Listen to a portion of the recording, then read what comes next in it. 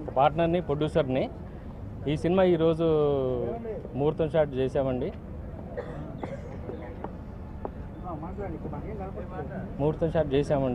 ఇప్పుడు హరికృష్ణ గారు, ఎన్టీఆర్ గారు, కళ్యాణ్ రావు గారు, రామకృష్ణ గారు అందరూ వచ్చారు. చాలా సంతోషము. ఈ రోజు నుంచి మేము 90 డేస్ షెడ్యూల్ వేసుకున్నామండి.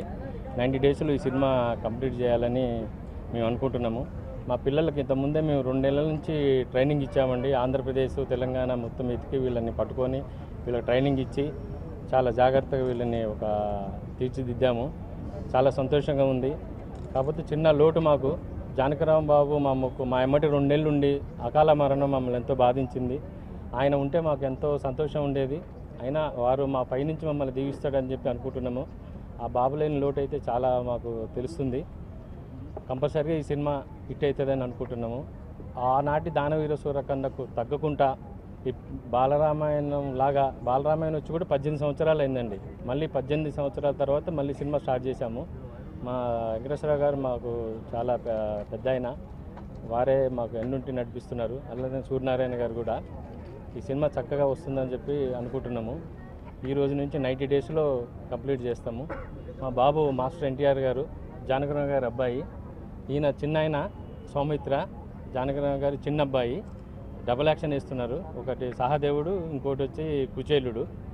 ఆయన 2 పాత్రలు చేస్తున్నాడు. చాలా చక్కగా ఉన్నాడు. అలాగనే కారుణ్యాన్ని రామలమ్మలో మెయిన్ క్యారెక్టర్ చేస్తుంది. అమ్మాయి ద్రౌపదిగా చేస్తుంది. ఈ అబ్బాయి వచ్చేమో శకుడు అండి, మన బోల్ బేబీ బోల్లో రాహత్ చాలా యాంకర్గా చేస్తున్నాడు. దీంట్లో శకుడు పాత్ర చేస్తున్నాడు. ఈరోజు మళ్ళీ రేపు ఎల్లుండి సాంగ్ అండి ఇక్కడే సారథిలో. అలా కంప్లీట్ చేసి చేయాలని అనుకుంటున్నాము. ఇది సినిమా పెద్ద ఆయన బర్త్డే మే 28న రిలీజ్ చేయాలని అనుకుంటున్నాము.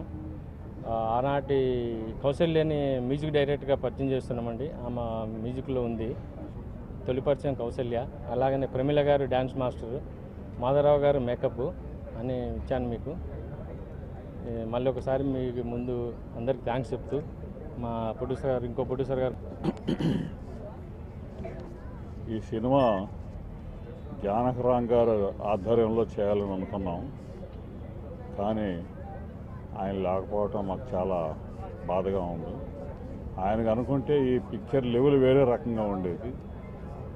సరే, ఇప్పుడు వాళ్ళ అబ్బాయిలు ఇద్దరు కూడా మంచి క్యారెక్టర్స్ చేసి ఈ సినిమాని సక్సెస్ చేయడానికి మనకి ముందు కూడా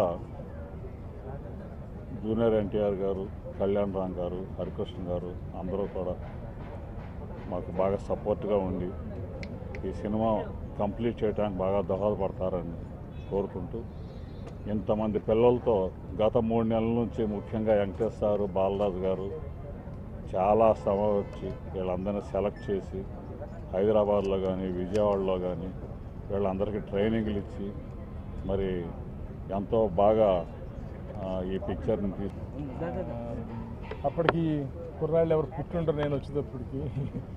తర్వాత అండి ఈ సినిమా నేను మొదట భగవద్గీత తీద్దాం అనుకున్నాను. ఆ తర్వాత భారతం అనుకున్నాను.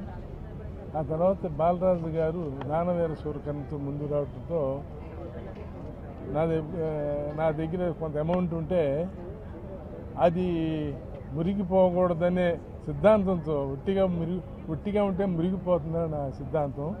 దానికి ఇంకా కొంత అమౌంట్ జోడించి ఈ సినిమా తీయటానికి ఉపక్రమించామండి. తర్వాత